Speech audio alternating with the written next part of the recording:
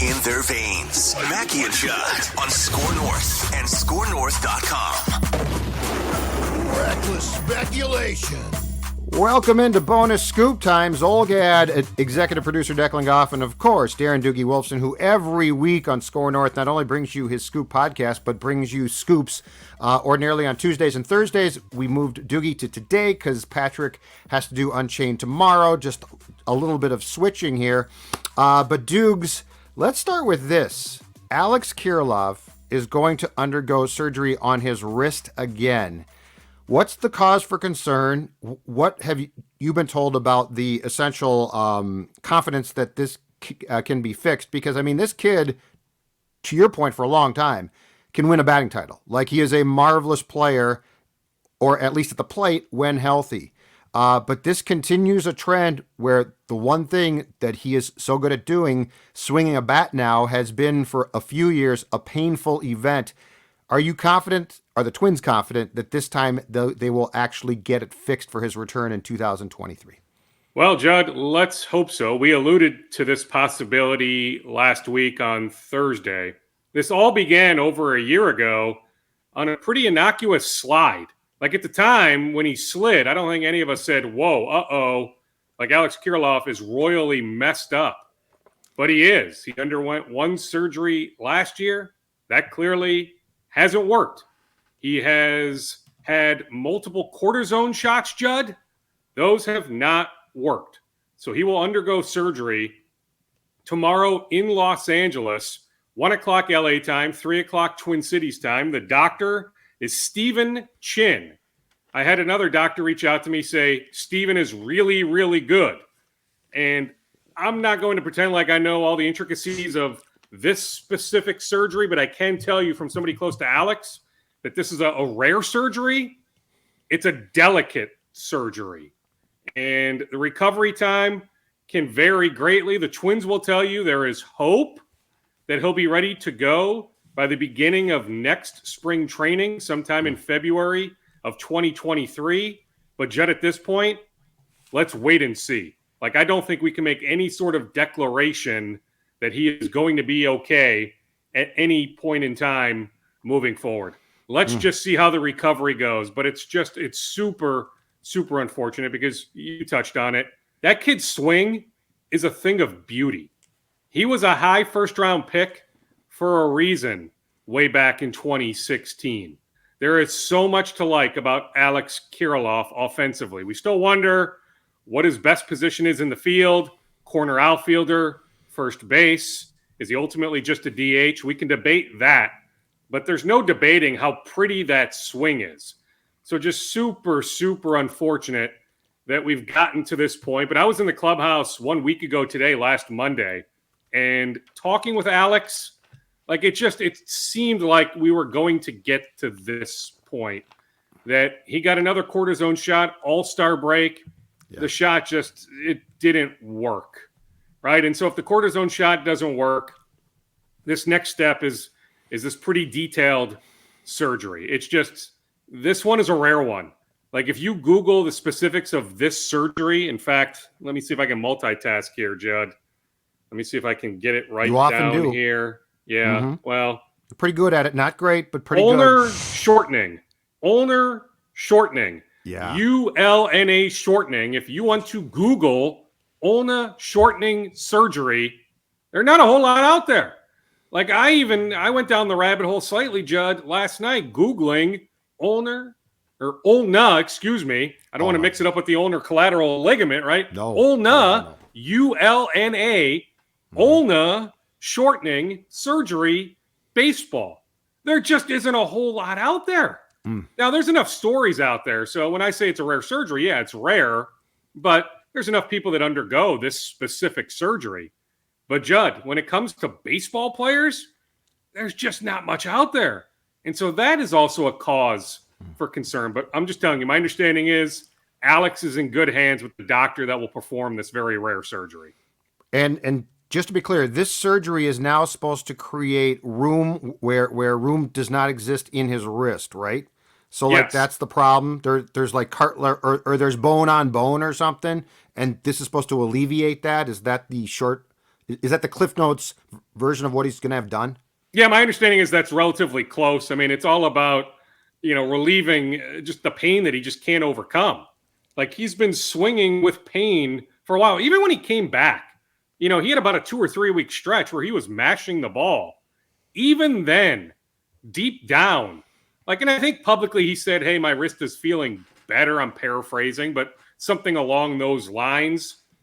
But it's never been close to 100%. Even when he said it was feeling better, that was relative to where it was a couple months prior when he was not doing well at all. So when he said it was doing better, maybe it was 60%, 65%. I mean, it wasn't anywhere near 100%. But the idea is the pain is just too much to continue to swing the way he wants to be able to swing. Gotcha. And so we also expect, I think I saw this late in the week, we also expect Larnach, Winder, and Ober to be back in September at some point. Is that correct? Yes, I've hinted on the Scoop podcast, certainly on Bailey Ober, that the expectation all along has been that he will be back this year. I also hinted, I'm not surprised whatsoever, that Jorge Alcala needs to undergo surgery, that he is out for the year. It was trending that way. Yes, on Josh Winder.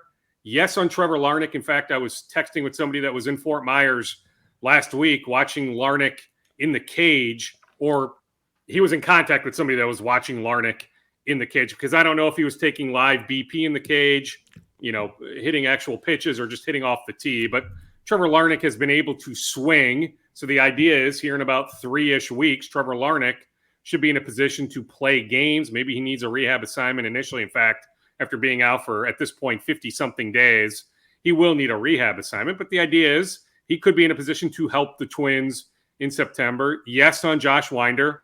Even Kenta Maeda, that's another one who he's up to 85-ish miles per hour off the mound. I still think there's a ways to go, Judd. I just, maybe I'll be proven wrong. The Twins are more optimistic on Maeda than I am. But he's doing some stuff. Randy Dobnak, finger. Forgotten guy, right? But they did give him a 5-year contract. He does matter.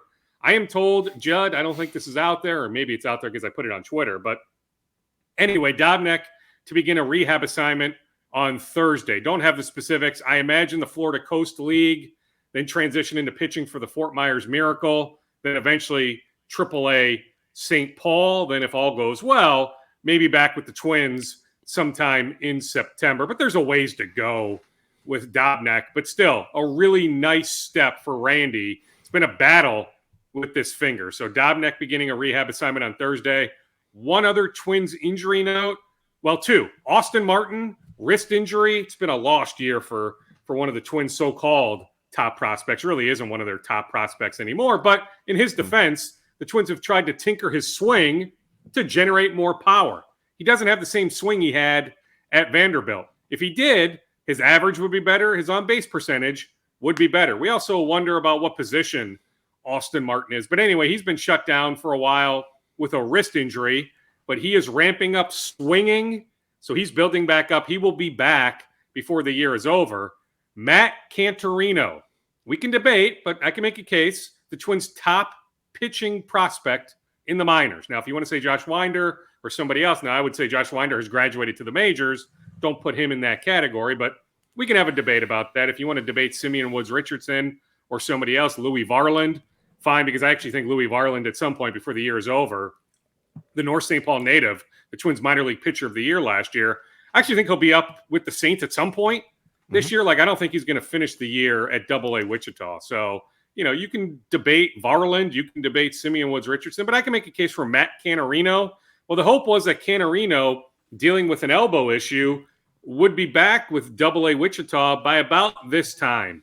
Well, he's not back with AA Wichita. There's still some more information to sift through, Judd.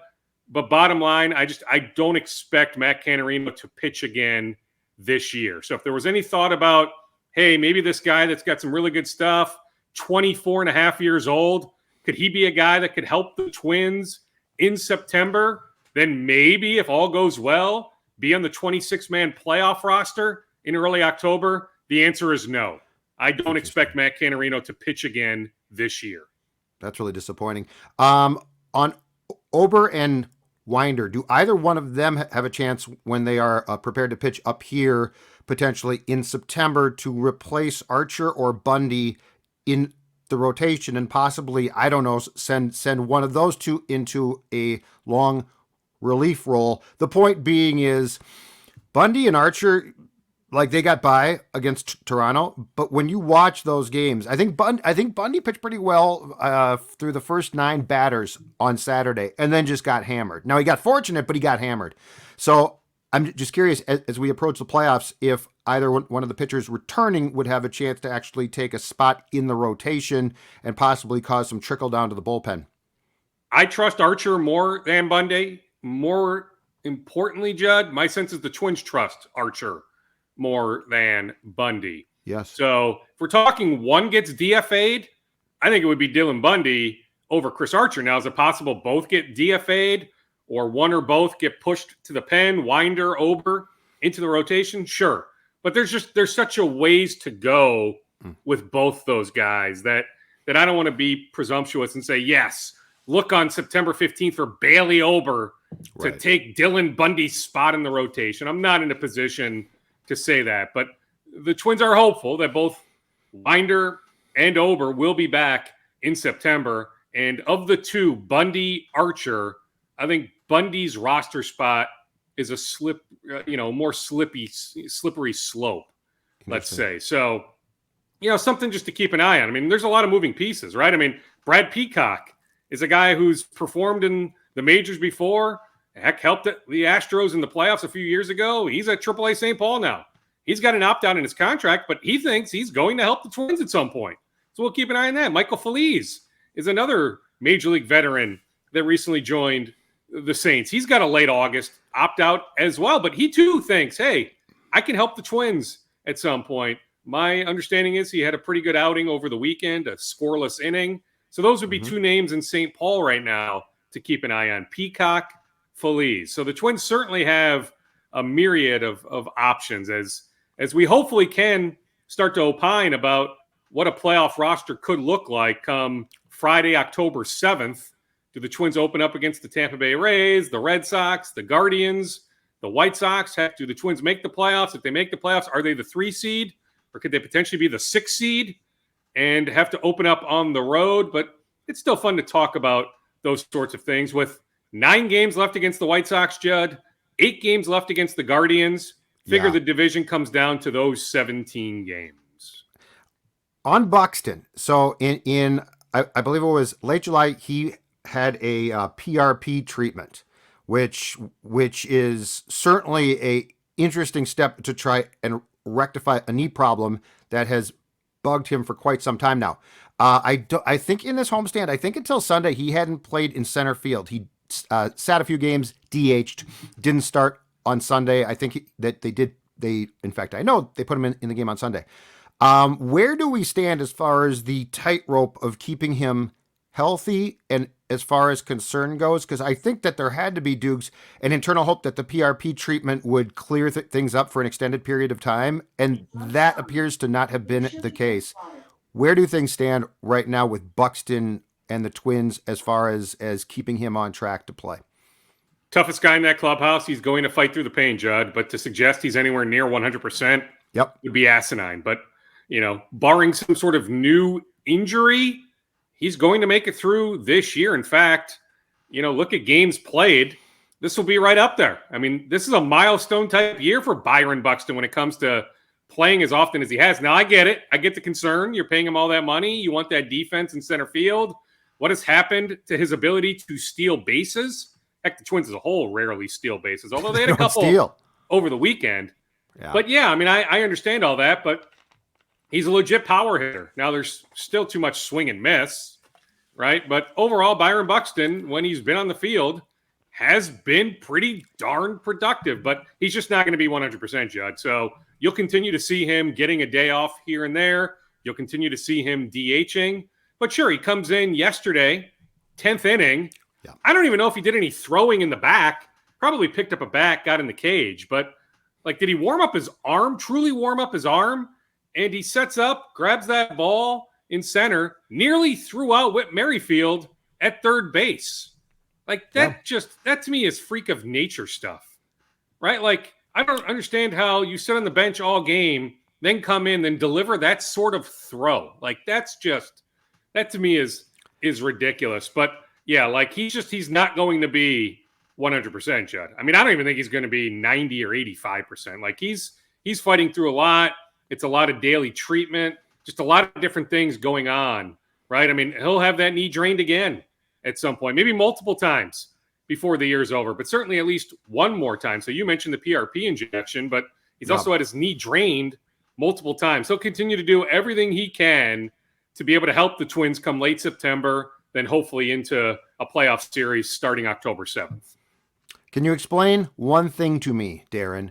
Why does the play at the plate rule, the clear path rule, still exist? Because we saw again yesterday, like it doesn't happen a lot, but when it does, it's a big deal in a sport where the goal is, a professional sport, to score a run. Like the goal is to touch that plate. Why are we subjected today to a controversy about if Gary Sanchez allowed Whit Merrifield a smidgen of the plate? The only good that came from that complete debacle was Rocco's meltdown, I think, is going to set because we have never seen this. I really believe with the fan base and the players that what Baldelli did was genius because it wasn't, here goes Gardy again. It was a very special, I've got your back meltdown. But because of that play, the Guardians are now 1 game back. The White Sox are 2. And that game could come back eventually to bite the Twins in the ass. And the way that run was allowed to score to me, and if the roles were reversed, I would say the exact same thing. So if the Twins benefited, it's asinine. It is asinine. Now, no guarantees, by the way, if they uphold the call on the field, that the Twins win the game, right? I mean, it's still possible the Twins would have lost the game. Sure. Plus, we can play that. Could it come back to bite them in the ass game? We can play that both ways, right? Like I think about Friday night, the Blue Jays vomiting all over themselves in extra innings, right? The throw down, and Matt Chapman, who's Gold Glove ass, doesn't make a great throw home. The catcher can't handle it. Nick Gordon scores, right? That game could have gone sideways, right? So the Twins win that game on Friday when that easily could have been a loss, although they were up 5-0, then blew that lead, right? But we can play that back and forth game all we want. To answer your original question, why? Jed, I have no freaking idea. I don't. I'll tell you this much. I texted with Timmy Cheetah, right? Timmy's still in town, bartender over at Mancini's, one of my guys. He's one of, a lot of people consider Timmy one of their guys. Just A+ human being, right? Long time Major League Baseball umpire. Worked World Series games. Worked All-Star games. Considered one of the best at his craft, right? Yep. And he still pays plenty of attention. It just was time. It is a grind to be an umpire, right? Then he was battling some other stuff. It was time for him to move on after all those years of being a Major League Baseball umpire. But, he's still relatively young. Not like he's a super old guy. He's still really active. He still pays attention. He knows what the heck is going on. I went back and forth via text with Tim, and he made me more confused. I said, Tim, I don't understand the enforcement of this rule. And he texted back, you are not alone. So there's judgment there, but for the replay official or officials, I'm still trying to figure out, was it the 2 gentlemen in New York? It was Caleb Jordan Baker in New York. Yeah. So Caleb Thielbar said post-game, nameless, faceless individuals. We actually have names and faces.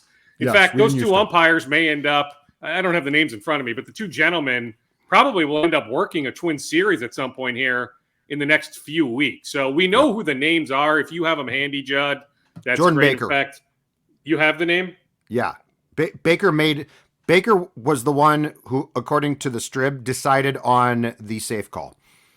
Then the 2 guys that were in New York. Now, I wish I knew the exact process there, because the 2 guys in New York, Mark Carlson, Paul Emmel. So those are the 2 guys in New York. Oh, interesting. Okay. In the replay booth. So what's the back and forth, Mark Carlson, Paul Emmel, with the replay official at Target Field? And who ultimately makes that decision to overturn It's great. The call. I'd be curious. I mean, we're sitting here at 11:45 on Monday morning. So, right. This thing happened only 19, 20 hours ago. So we're still sifting through, this entire situation. But I can just tell you, a former Major League Baseball umpire, Timmy Cheetah, said you're not alone, that there's confusion there, that just the understanding of how whoever decided to overturn it, one of those three names decided to overturn the home plate umpire's call. Like there's confusion there. That why would you overturn his call by the letter of the law? Even there's a lot of judgment. There's a lot of gray area, but even by the rule specifically, did Gary Sanchez truly violate the rule?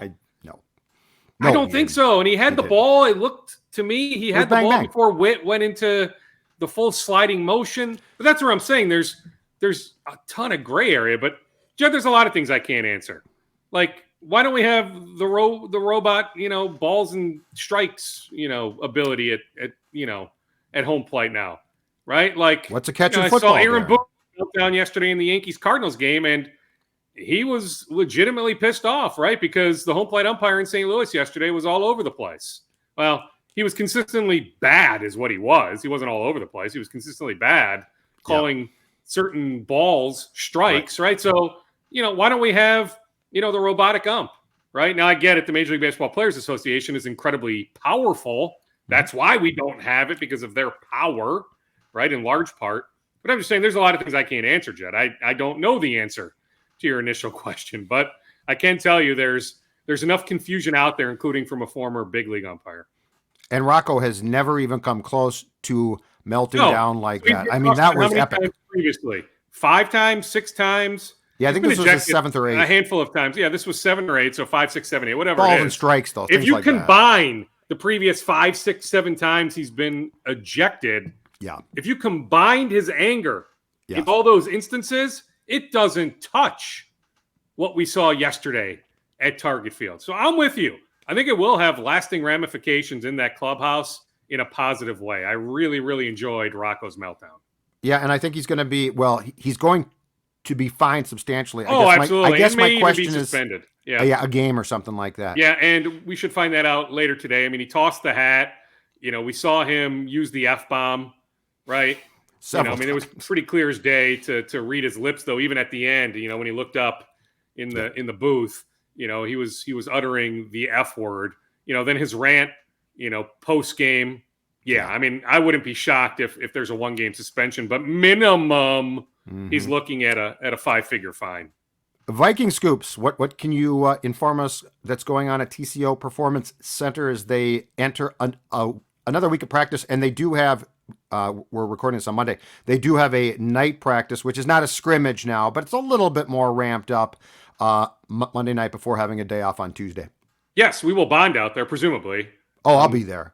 I'm thinking you'll be out there. I will got some be questions. out there. Yeah. So Kevin will talk at 6:30 tonight before this ramped up practice. Yeah, I don't think it'll be that traditional Saturday night training camp scrimmage feel, but in the stadium compared to on the practice fields, hopefully things ramp up to some extent. Hopefully we can shoot more than about 5 minutes of video. That's what I'm hoping for, so I can put together a piece for the 10 o'clock news tonight.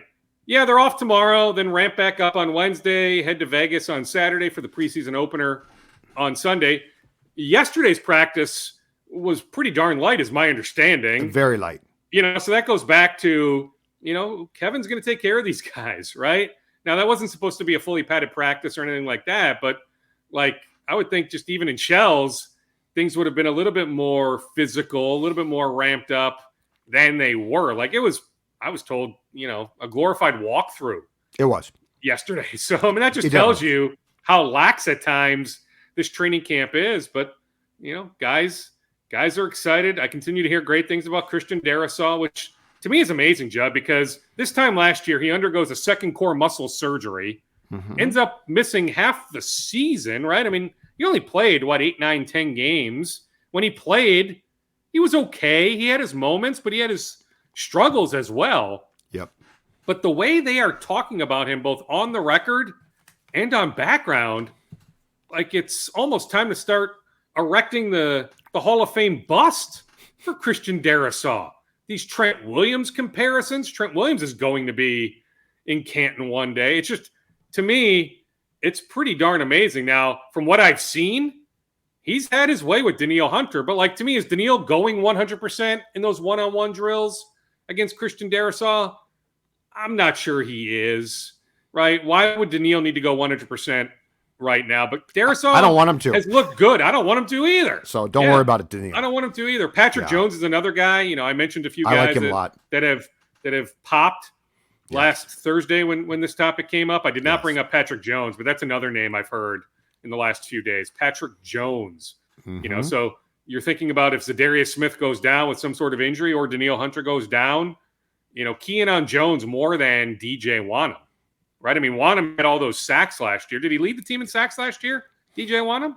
He might have. I'd have to go back and look. Yeah. Well, anyway, DJ Wanham had his moments last year, but, to me, it appears, just based on what I've heard, Patrick Jones is far above DJ Wanham on the depth chart.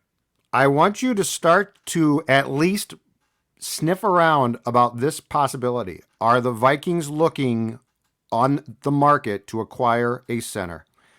Because at some point in time, I mean, O'Connell tried his best to paint a happy face on things Saturday, but when he comes out and says there is a competition for Garrett Bradbury's job, and it's interesting because as far as our access goes, Garrett Bradbury has taken every snap I've seen with the first team. But there's no question that there is at least concern there.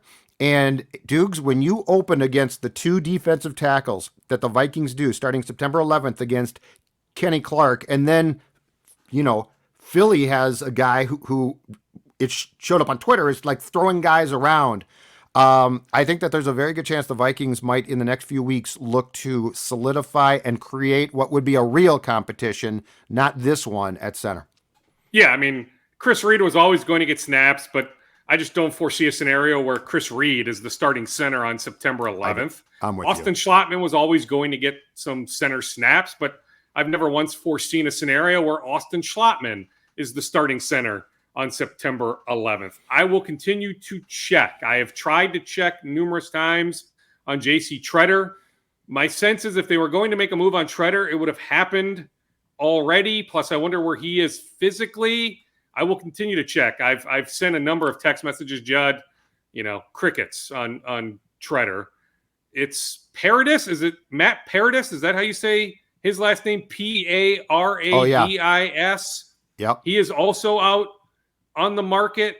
Yep. So I'll have to check on him, see where he's at physically. So, yeah, I mean, I get the concern, right? I mean, we have some video from last week. Harrison Phillips just trucking Garrett Bradbury.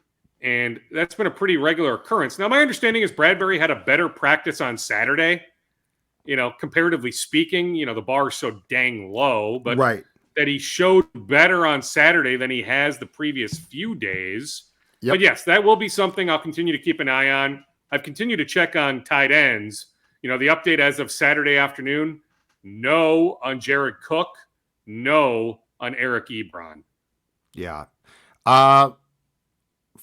Final scoop, sir, before we let you go and talk to you next on Thursday. Sure. Well, I don't think I mentioned this the other day, but Gopher basketball now down Isaiah Enan. I was told by somebody over there, they continue to look on a daily basis at the portal. But the problem is the portal at this point. What's left? There's not a whole lot left. I mean, there's a lot of names. But in terms of talent, there's not a whole lot left. Now, Caden Betts is that 2023 kid from Colorado who's now reclassifying. So he will join the team later this month. Colorado Player of the Year. I was told initially before the Enan news that, there was a possibility that he would redshirt, that get him on campus, get him in the strength program, let him practice with the team. But actually getting minutes in games, probably pretty darn tough. So he could just use the year as a developmental year. Well, guess what? That's, off the table now. I mean, Caden Betts can certainly help them in doses this year. So I would keep an eye on that. But they continue to look in the portal. I was told from Gopher football practice on Saturday that Dalen Wright, wide receiver, remember him from last year, Texas A&M transfer? Oh, yeah. Yes. He lost a family member, so he went back to Texas for a little bit. Yep. It was a roller coaster of a year for Wright, but when he played, like in that Ohio State game, he popped. Like, you see some natural ability there. I hear he had a phenomenal summer. There's all this attention on Chris Ottman-Bell. Rightfully so. Chris Ottman-Bell has a legit chance to play in the NFL. If you want to say that Chris Ottman-Bell is the Gophers' best wide receiver, fine. So be it. I'm telling you right now, though, the most talented wide receiver on that team is Dalen Wright. Just remember that name, Dalen Wright. Also, the new starting left tackle, Ariante Ursary. Remember that name. He's in his third year with the program. The Gopher coaches behind the scenes, some other people with the Gophers, have been telling NFL folks, this kid is a pro. Maybe not right away. Still needs some seasoning. Maybe he's a pro for the 2024 draft, not the 2023 draft. Yep. But remember the name Ursary, the new starting left tackle for the Gophers. There's a ton to like. He started one game as a true freshman in 2020, the COVID year when they were down a bunch of guys, the game against Nebraska. Then he maybe got a snap here or there, not a starter or anything like that in 2021, but he had a great summer. He had a great spring. And just remember that name, last name Ursary, Ersery, new Gopher starting left tackle. They are gushing about his ability. Awesome stuff, sir. Thanks, Dukes. Okay, see you, boys. Bye-bye. See ya.